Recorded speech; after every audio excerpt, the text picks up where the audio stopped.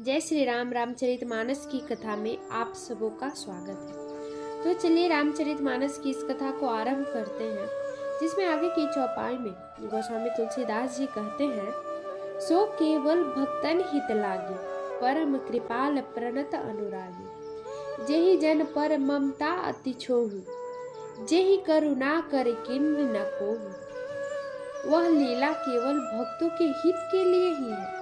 केवल भगवान परम कृपालु है और शरणागत के बड़े प्रेमी हैं, जिनकी भक्तों पर बड़ी ममता और कृपा है।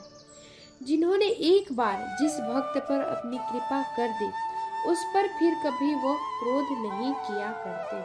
गई बहोर गरीब नेवाजु, सरल सबल साहिब रघुराजु।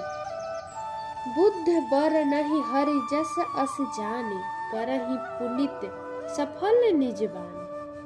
वे प्रभु श्री रघुनाथ जी गई हुई वस्तु को फिर प्राप्त करने वाले, गरीब निवाज, दीन बंधु, सरल स्वभाव, सर्वशक्तिमान और सबके स्वामी हैं।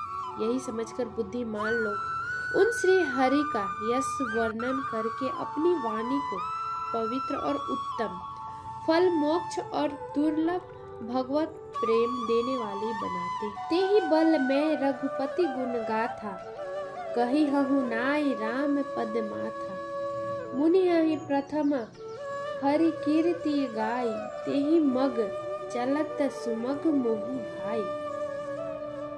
उसी बल से महिमा का यथार्थ वर्णन नहीं, परंतु महान फल देने वाला भजन समझकर भगवत कृपा के बल पर ही मैं श्री राम जी के चरणों में सिर नवाकर श्री रघुनाथ जी के गुणों की कथा कहूँगा।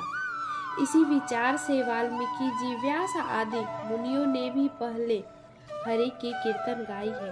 हे भाई, उसी मार्ग पर चलना मेरे लिए सुगम होगा। आगे की लाइन दोहा है, कहते हैं, अति अपार जे सरित बर, जो नृप से तु कराही।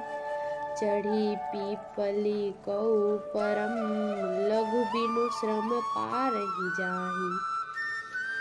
जो अत्यंत बड़ी श्रेष्ठ नदियां हैं, यदि राजा उन पर पुल बांध देता है तो अत्यंत छोटी चींटियां भी उन पर चढ़कर बिना ही परिश्रम के पार चली जाती है। इसी प्रकार मुनियों के वर्णन के सहारे मैं श्री राम जी के चरित्र का वर्णन सहज ही कर सकूंगा। यहाँ गोस्वामी तुलसीदास जी बड़े ही सरल शब्दों में समझा रहे हैं कि जैसे एक बड़ा नदी है जिसको पार उतरना बड़ा ही कठिन होता है, लेकिन अगर उस पे राजा द्वारा पुल बना दिया जाए तो एक छोटी जो चींटी होती है उस पुल के सहारे उस नदी को पार कर लेती है। वैसे ही मैं जो ये रामचरित्र का वर्णन करने जा रहा हूँ, मुनियों के वर्णन के सहारे, इससे पहले मुनियों ने जो उनके बारे में वर्णन किया है, उनके चरित्र के बारे में बताया है, उन सभी को पढ़ के समझ के और उसी के सहारे मैं श्री राम जी के चरित्र का वर्णन बड़ा ही सहज तरीके से कर सकूंगा।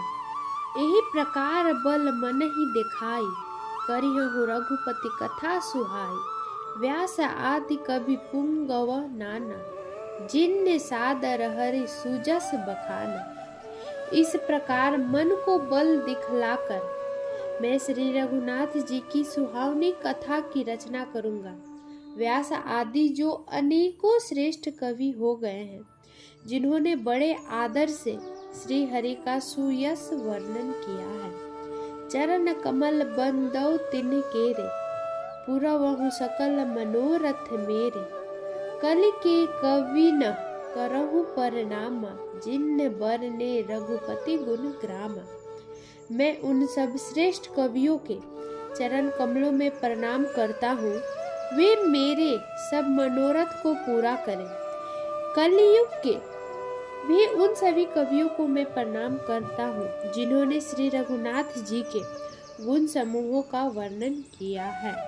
जे प्रकृति कवि परम सयाने, भाषा जिन्न हरिचरित बखाने। भय जे अहि जे हो हहि आगे, प्रणव सब ही प्रगट सब त्यागे। जो बड़े बुद्धिमान प्रकृति के कवि हैं, जिन्होंने भाषा में हरि चरित्रों का वर्णन किया है, जो ऐसे कवि पहले हो चुके हैं और जो इस समय वर्तमान में हैं और जो आगे होंगे, उन सभी को मैं अपने सारा कपट को त्याग कर प्रणाम करता हूँ। हो प्रसन्न देहु वरदानो, साधु समाज भिनित सन्मानो। जो प्रबंध बुद्ध नहीं आदरहि, सो श्रम बाधि बाल कर करहि। हो प्रसन्न देहु वरदानो, साधु समाज भिनित सन्मानो। जो प्रबंध बुद्ध नहीं आदरहि, सो श्रम बाधि बाल कवि करहि। आप सब प्रसन्न होकर यह वरदान दीजिए कि साधु समाज में मेरी कविता का सम्मान हो, क्योंकि बुद्धिमान लोग जिस कविता का आदर नहीं करते, मूर्ख कवि ही उसकी रचना का व्यर्थ परिश्रम करता है। कीर्ति भिनीति भूति भली सोई, सुर सरि सम सब कह हित होई। राम सुकीर्ति भनिति भदेसा, असमंजस असमोहि अंदेशा। कीर्ति, कविता और संपत्ति वही उत्तम है जो गंगा जी की तरह सबका हित करने वाला हो। श्री राम जी की कीर्ति तो बड़ा सुंदर है, सबका अंत कल्याण करने वाली है, परंतु मेरी कविता भद्दी है। यह असमंजस्य है, अर्थात इन दोनों का मेल नहीं मिलता, इसी का मुझे चिंता है। तुम्हारी कृपा सुलभ सो मोरे, सियहि सुहावनी टाट पटोरे। परंतु हे कवियों, आपकी कृपा से यह बात भी मेरे लिए सुलभ हो सकती है, क्योंकि रेशम की सिलाई टाट पर भी सुहावना लगती है। आगे की लाइन जो है दोहा है। सरल कबीत कीरति विमला, सोई आदरहि सुजान। सहज वयर बिसराई रे जो सुनहि करहि बखान। सो न होई बिनु विमल मति, मोहि मति बल अति थोर। करहु कृपा हरि जस कहूँ, पुनि पुनि करहु निहोर। कवि कोविद रघुबर चरिता, मानस मंजु मराल। बाल विनय सुनि सुरुचि रखी, मोह पर होहु कृपाल। मंगल भवन अमंगल हारी, द्रघु सुदशरथ अजिर बिहारी। चतुर पुरुष उसी कविता का आदर करते हैं जो सरल हो और जिसमें निर्मल चरित्र का वर्णन हो, तथा जिससे सुनकर शत्रु भी स्वाभाविक वैर को भूलकर सराहना करने लगे। ऐसी कविता बिना निर्मल बुद्धि के होती नहीं, और मेरी बुद्धि का बहुत ही थोड़ा है। इसलिए बार बार निहोरा करता हूँ कि हे कवियों, आप कृपा करें जिससे मैं हरि यश का वर्णन कर सकूं।